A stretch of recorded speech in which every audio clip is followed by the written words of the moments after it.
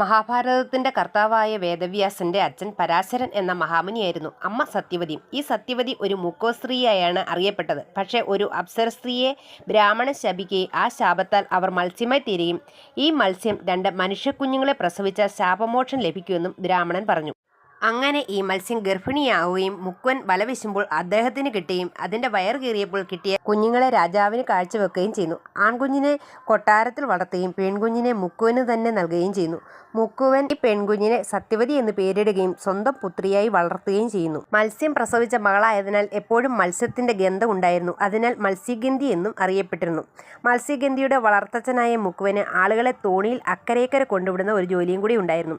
അച്ഛന് സമയം കിട്ടാത്തപ്പോൾ ഈ മോളും ഈ ജോലിയിൽ അച്ഛനെ സഹായിച്ചിരുന്നു. അങ്ങനെ ഒരു ദിവസം പരാശര മഹർഷി ഈ തോണിയിൽ കയറുന്നു. അന്ന് മകളായിരുന്നു തോണി തുഴഞ്ഞിരുന്നത്. ആ സ്ത്രീയോട് മുനിക്ക് ഒരു ആകർഷണം തോന്നി.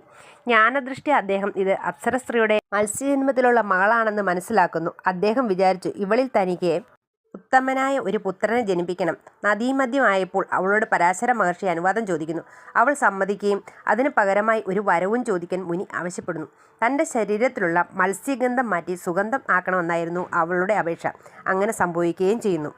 പുത്രനെ പ്രസവിച്ചാലും കന്യകയായിരിക്കും എന്ന വരവും നൽകുന്നു. പിന്നീട് മുനി നദീമധ്യത്തിൽ ഒരു ദ്വീപ് നിർമ്മിക്കുകയും പരാശര മഹർഷിയും സത്യവതിയും അവിടെ താമസിക്കുകയും അവൾ ഗർഭിണിയാവുകയും ഒരു പുത്രനെ പ്രസവിക്കുകയും ചെയ്യുന്നു. കൃഷ്ണവർണം അല്ലെങ്കിൽ കറുപ്പ് അയനാൽ കൃഷ്ണൻ എന്നും ജനനം ദ്വീപിലായനാൽ ദ്വീപായനൻ എന്നും അറിയപ്പെടുന്നു ഈ വേദവ്യാസൻ.